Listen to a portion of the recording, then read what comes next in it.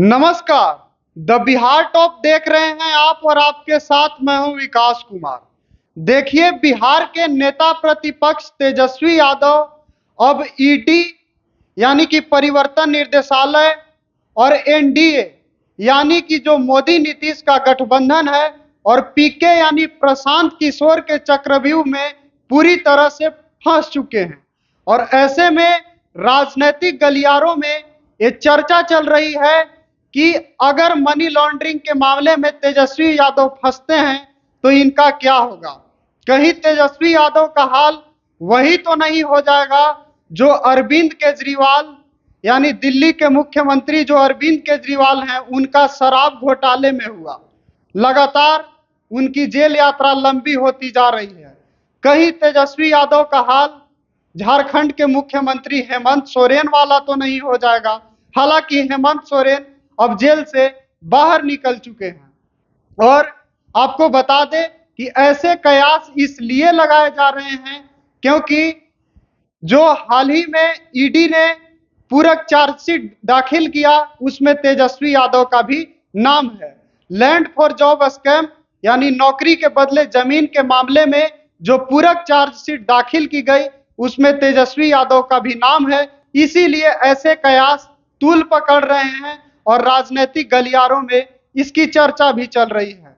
तो दूसरी तरफ एनडीए यानी मोदी नीतीश का जो गठबंधन है वो तो तेजस्वी यादव की मुश्किलें लगातार खड़ी करते ही रहता है और हाल के दिनों में कर भी रहा है। आपको याद होगा सम्राट चौधरी का बयान कि किस तरह से सम्राट चौधरी ने कहा कि तेजस्वी का बचना अब मुश्किल है, तेजस्वी हवालात जाएंगे, उन्हें हवालात जाना ही होगा।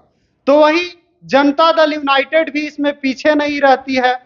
आपने हाल ही में यह भी देखा होगा कि किस तरह से जदयू के दो बड़े चेहरे मंत्री विजय चौधरी और अशोक चौधरी बाकायदा प्रेस कॉन्फ्रेंस करते हैं और तेजस्वी यादव को नीतीश कुमार के द्वारा किए गए कार्यों का क्रेडिट लेने का आरोप लगाते हैं कि तेजस्वी झूठ मूठ का क्रेडिट ले रहे हैं, बेकार की बातें कर रहे हैं, चाहे वो जातिगत जनगणना हो या रोजगार देने का काम हो, नौकरी देने का काम हो, वो नीतीश कुमार ने किया है।